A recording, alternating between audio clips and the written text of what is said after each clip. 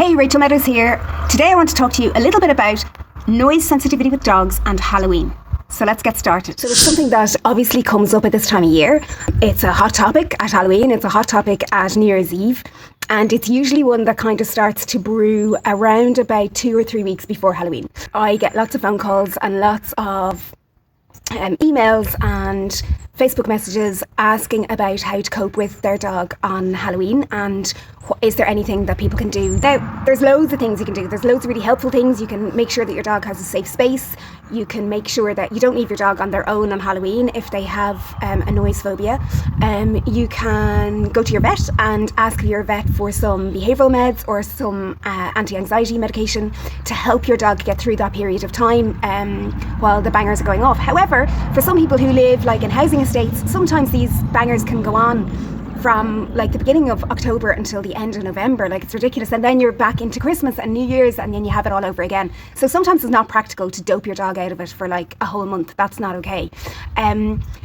But, you know, for those of you that it is and it's only like 2 or 3 days, then, you know, medication is an option. So I would strongly suggest that you speak to your vet for that option. However, there is one massive topic that is not being spoken about, and I read articles, you know, fantastic articles written by other trainers and behaviourists and shared by veterinary clinics, which is just wonderful. It's wonderful to see that collaboration, but there's just such a massive gap that people are not talking about. First of all, there's no point in starting any desensitisation. That means to get your dog used to these noises when the noises are already happening, or even 2 or 3 weeks before the noises are already happening, and then suddenly the massive big noises happen for real and the dog is traumatised. It's not enough time. But secondly, I think a big topic that nobody's speaking about is pain. So quite often, dogs that suffer with a sensitivity to noise also have potentially an underlying pain condition that is undiagnosed. There's a recent study. Is it recent? It's not that long out, that suggests that dogs over the age of 5 that develop a noise sensitivity potentially have underlying pain conditions. So start looking at your dogs when there aren't any massive big noises. Start paying attention to the times where you might drop a fork or drop a knife on the tiled floor and it makes a massive big noise. What does your dog do?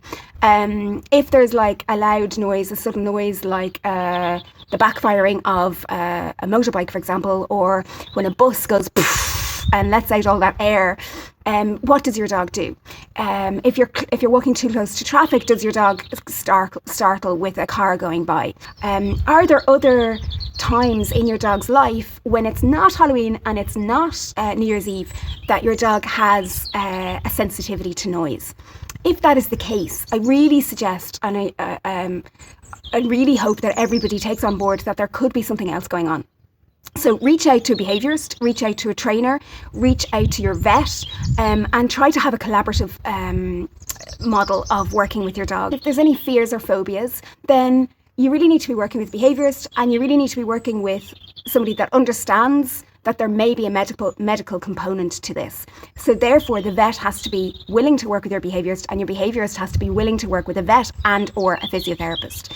So a multidisciplinary approach really is important. So for all of you guys out there that are, you know, dreading this time of year, you know, my heart goes out to you all, and I'm, you know, fingers crossed that you guys get through it, but don't do it on your own. Please do reach out and get some support for your dog. All right, nice talking to you all. Bye.